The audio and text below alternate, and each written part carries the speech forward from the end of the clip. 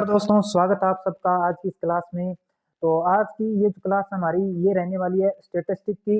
और आज की इस क्लास में हम बात करेंगे अर्थशास्त्र में ग्राफ का प्रयोग और साथ में हम पढ़ेंगे फलनात्मक संबंध के बारे में। यानी कि आज की हमारी क्लास है अर्थशास्त्र में फलनात्मक संबंध एवं ग्राफ का प्रयोग, functional relationship in economics and use of graphs. आज की क्लास हमारी इस टॉपिक पे रहने वाली है। इसमें हम पढ़ेंगे कि कितने प्रकार का जो है एक फलनीय संबंध होता है, ठीक है, और उनकी पहचान क्या है। आज की क्लास हमारी इस टॉपिक पे रहने वाली है। तो ज्यादा से ज्यादा चैनल को शेयर कर दीजिए, सब्सक्राइब जरूर कर लीजिए, क्योंकि आपको इस यूट्यूब चैनल पर बिल्कुल निशुल्क आपको जो है स्टैटिक की क्लासें भी मिल रही है, आपको जो क्वेश्चन एंड आंसर है उनकी क्लासेस भी मिल रही है, और सभी क्लासेस की पीडीएफ भी आपको मिल रही है, और सब कुछ आपको निःशुल्क प्राप्त हो रहा है। और एक हफ्ते के अंदर आपको 4 दिन जो है थ्योरी की क्लासेस मिल रही है, और संडे को सांख्यिकी की क्लास होती है, और बुधवार और जो शनिवार है उस दिन आपको प्रश्न उत्तरों वाली क्लास होती है, प्रश्न उत्तर की आपकी क्लास रहती है। तो आप चैनल को ज़्यादा से ज़्यादा शेयर कर दीजिए, सब्सक्राइब जरूर कर लीजिए, और कमेंट करके जरूर बताइए कि आपको क्लास कैसी लगी। तो चलिए शुरू करते हैं आज की क्लास हमारी अर्थशास्त्र में ग्राफ का प्रयोग। तो देखिए सबसे पहले हम बात करते हैं जो फलन होता है उसका संबंध एक चर का दूसरी चर राशि पर निर्भरता को व्यक्त करता है। फलनात्मक संबंध जो है वो एक चर का दूसरे चर पर निर्भरता को व्यक्त करता है। यानी कि अगर हमें एक चर दिया गया है, हमें एक चर दिया गया है, यानी एक स्वतंत्र चर हमें दिया गया है, एक स्वतंत्र चर हमें दिया गया है, तो एक स्वतंत्र चर होने पर हम जो दूसरा आश्रित चर है उसे ज्ञात कर सकते हैं।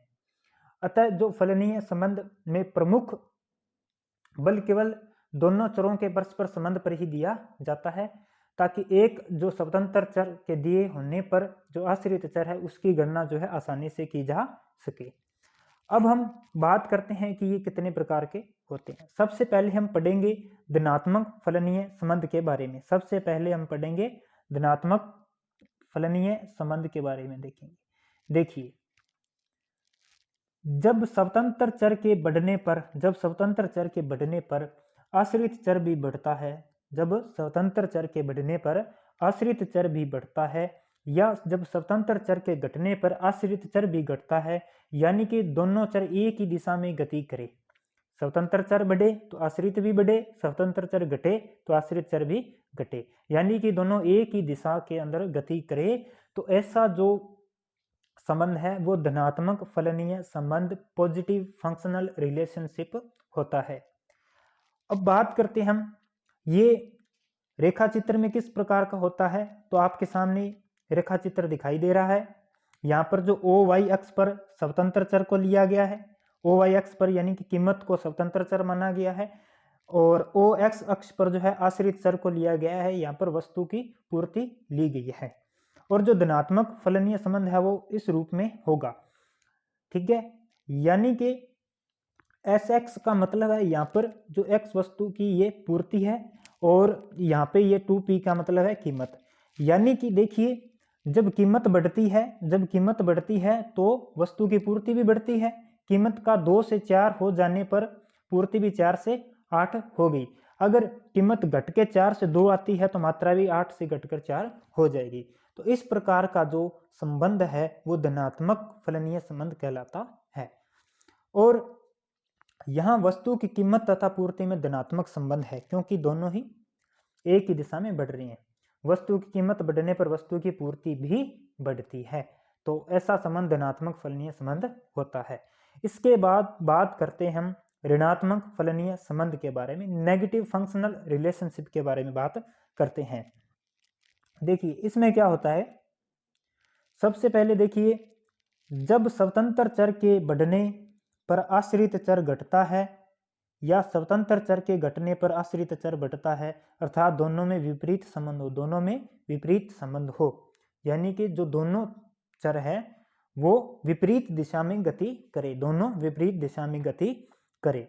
यहां पर हम रेखा चित्र के माध्यम से इसे समझ सकते हैं। देखिए यहाँ पर अगर कीमत 2 है, कीमत 2 होने पर मात्रा कितनी है, 4 है।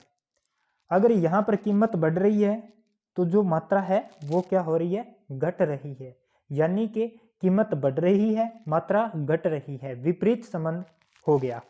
तो ऐसा विपरीत संबंध हो इसे इस प्रकार प्रदर्शित किया जाता है।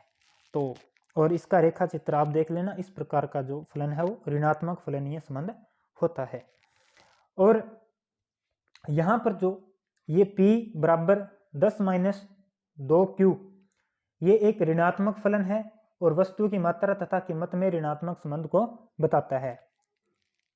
इसके बाद में हम बात करते हैं रैखिक फलन की, लीनियर फंक्शन के बारे में बात करते हैं। देखिए, जब फलन को रेखा चित्र पर अंकित करने से एक सरल रेखा बनती है तो इसे रैखिक फलन कहते हैं। ये आपके सामने दो समीकरणें दी गई है, y बराबर 1 + 4x और y बराबर 50 - x। अगर इनको सॉल्व करें तो इस प्रकार से एक हमें टेबल प्राप्त होता है। अगर उस टेबल के अनुसार हम उसे ग्राफ में व्यक्त करें तो एक ऐसे बिल्कुल क्या हो जाए, एक सरल रेखा प्राप्त हो जाए। ये सरल रेखा ऐसे भी हो सकती है और ऐसे भी हो सकती है।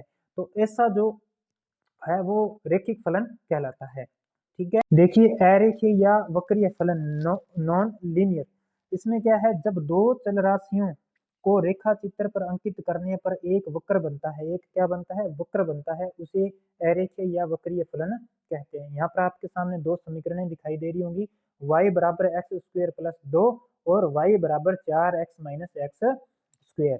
अगर इनको सॉल्व करते हैं तो हमें एक इस प्रकार से टेबल प्राप्त होता है और इस टेबल के अनुसार अगर हम इसे ग्राफ में इसका रेखा चित्र बनाते हैं तो हम इस प्रकार का एक रेखा चित्र प्राप्त होता है जो किसे दर्शाता है, जो वक्रीय फलन को या अरेखिक फलन को दर्शाता है।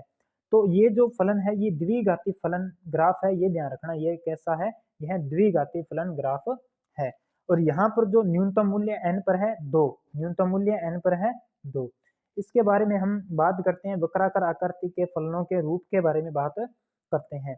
इसके जो है मुख्य रूप से 4 प्रकार हैं, आयताकार अतीन्द्रिय, त्रिघाती फलन और चरघातांकीय फलन और लघु गणकीय फलन। तो इसकी पहचान क्या है, x y बराबर 6, y बराबर x³ यानी कि ये त्रिघाती, तो यानी कि 3 घात है इसकी, चरघातांकीय यानी कि जो चर होता है, जैसे x और y दो चर मान लिए जाएं तो उसमें चरघातांकीय यानी कि एक चरघातांक के रूप में होता है, और लघु गणकीय फलन यानी कि log 10x।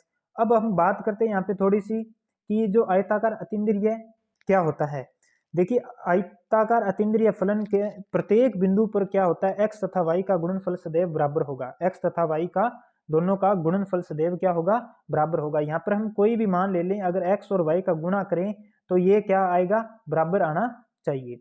अब बात करते हैं जो AFC, ये यहाँ पे AFC ब्रैकेट में लिखा है, औसत स्थिर लागत।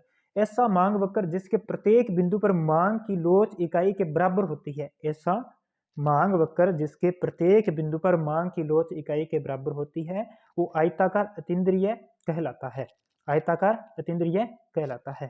तो ये आयताकार अतीन्द्रिय आपको समझ में आ गया होगा। अब इसके बाद में हम बात करेंगे जो ग्राफ या रेखा चित्र के 4 खाने होते हैं उनके बारे में बात करेंगे। तो देखिए, आपको सामने रेखा चित्र में दिखाई दे रहा होगा, एक ग्राफ बनाया गया है और यहाँ पर देखिए इसके 4 खाने होते हैं, फर्स्ट, सेकंड, थर्ड और फोर्थ। अब बात करते हैं सबसे पहले पहले खाने की। देखिए, अर्थशास्त्र में क्या होता है, अधिकांश चरों का मूल्य धनात्मक होता है, अधिकांश चर जो होते हैं उनका मूल्य धनात्मक होता है। इसके कारण जो है अर्थशास्त्र में इस एक ही फर्स्ट खाने का ही प्रयोग किया जाता है। यहाँ पर देखिए जो x और y है दोनों का मान जो है वो 0 से अधिक रहता है, 0 से अधिक रहता है, इसलिए इसमें जो x और y दोनों के ही जो चर मान है ये धनात्मक होते हैं। अब बात करते हैं हम सेकंड की।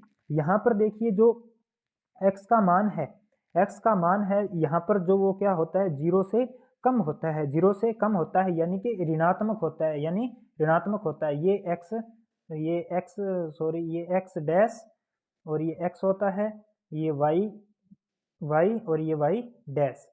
अब बात करते हैं हम आगे, यहाँ पर जो है दूसरे खाने में इसमें क्या होता है, x का मान क्या होता है, ऋणात्मक होता है, और जो y का मान है y का मान क्या होता है 0 से अधिक यानी कि धनात्मक होता है। इसके बाद में तीसरे खाने की बात करें तो यहाँ पर जो है x और y दोनों के ही मान क्या होते हैं, ऋणात्मक होते हैं, दोनों के ही मान 0 से कम होते हैं। इसके बाद में बात करते हैं फोर्थ की।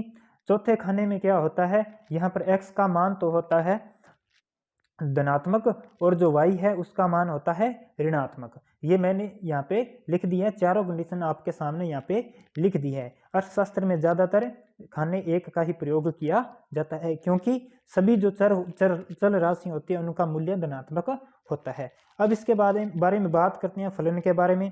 देखिए उपभोग फलन C बराबर A plus B Y consumption उपभोग फलन, ये जो आपके सामने समीकरणें लिखी गई हैं ये किस टाइप की हैं, उपभोग फलन को दर्शा रही हैं। इसके बाद में बात करते हैं उत्पादन फलन की। Q बराबर FL/Kn, ये सब क्या है, ये उत्पत्ति के साधन हैं। इसके बाद में बात करते हैं बचत फलन यानी कि S बराबर FY, यहाँ पर जो है S सेविंग यानी कि बचत है और Y इनकम को दर्शा रहा है और F यहाँ पे फलनात्मक संबंध को व्यक्त करता है। तो आज की क्लास में एक और आसान सा टॉपिक था, उम्मीद है आपको समझ में आ गया होगा। यहाँ से डायरेक्ट क्वेश्चन आ सकता है तो इसे आप अच्छे से समझ लेना, समझ ना आए तो वीडियो को दोबारा देखना। PDF जो है इस क्लास की मैं टेलीग्राम चैनल पर दे दूंगा जिसकी लिंक डिस्क्रिप्शन में दी गई है। चैनल को ज़्यादा से ज़्यादा शेयर जरूर कीजिए। तो मिलते हैं नेक्स्ट क्लास में। Thank you.